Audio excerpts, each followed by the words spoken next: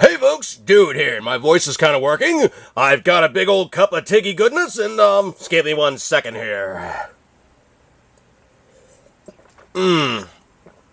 First cup of the day. Good times. Alright, now if you look at Google's homepage, translation, if you just click on google.com, you're looking at basically a little cosmonaut, basically some representation of the world with a red sphere. That means something. And of course you see, well, I'm going to have to reboot this because I accidentally clicked on it. Give me 1 second here. Dum-de-dum, and you see the little rocket ship there. Okay, now, if you click on this booger, let me bump it up a little bit in size. And center it back up so you guys can see what I'm doing. Of course, you have the little CCP, or CCC, you don't see the CCCP, which was basically representation thereof of good old Mother Russia when they were communists. Now, the other thing, too, is you're looking at the little itty-bitty rocket ship. You place your cursor over the icon, and it goes into flight, into the great beyond. And it says in there, when you highlight it, 50th anniversary of the first human space flight. Okay, that dude was known as Yuri Gagarin. Yuri Gagarin was a badass. I mean, this dude said, okay, Russian technology sucks. I mean, you look at look at Russian spaceflight. They have killed more people than you could shake a stick at. They've killed couples in orbit. They've killed single people in orbit. And yeah, there's a couple Russian cosmonauts that are stuck in their, aluminum and steel coffins that are flying outside they're flying outside of our solar system, and they're heading out to wherever they're heading to in a straight line and progression for all eternity. Why? Because Russia didn't know how to get them back. They said, okay, dude, hop in this, steel coffin that we're going to call a spacecraft, and you'll be good to go. We'll get you back, no problem. And, because we're good communists, we will never, ever show anything that we have done that fails. Now, case in point, Yuri Gagarin had a buddy of his, I can't remember the guy's name. I mean, I'm going to have to probably put in the annotations here, but him and this dude trained together. They were excellent friends. They said, dude, we're basically brothers from another mother. I'm going to look out for you. We're good like that. They were probably drinking partners. I'm sure they probably were having a hell of a time together. They were a bunch of good dudes, and they loved each other like brothers. Well, they were going to take a flight, and they knew this flight was probably every bit of a suicide mission. So the one guy was like, Yuri, dude, I can't let you fly. And Yuri's like, nah, dude, I can't let you fly. It almost came to a fist fight for these two guys to figure out who was getting into the spacecraft and taking a, probably suicide mission.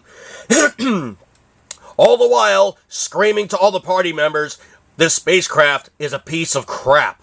If we fly in it, we're probably going to die.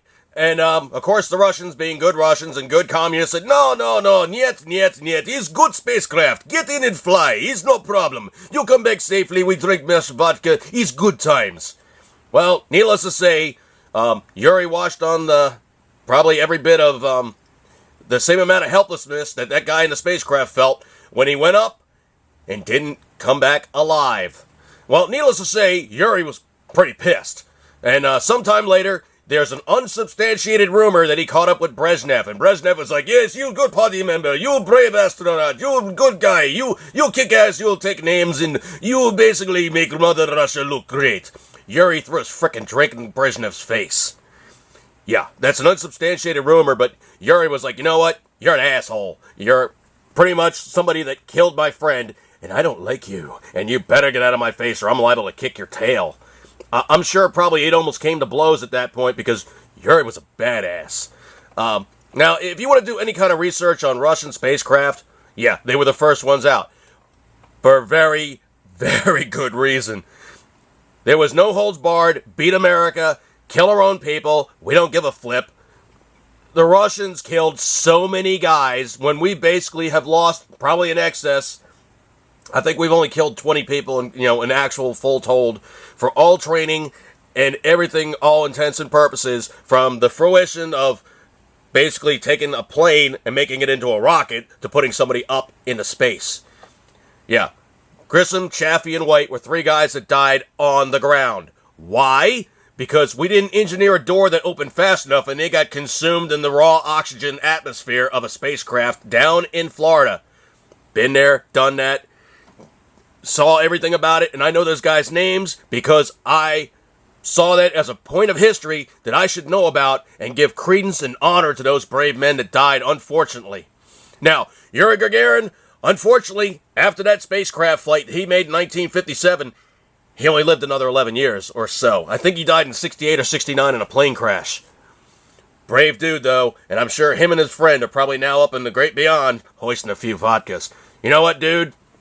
Yuri Gagarin, you're a good egg in my book, and I'm going to hoist one to you, too. My silent toast is now going to be a vocal toast to absent companions.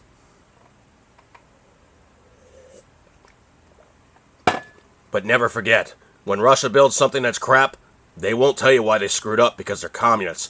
Never forget, socialists act exactly the same way.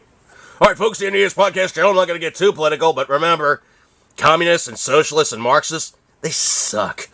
Here in today's podcast channel, I'm going to say, see it as always,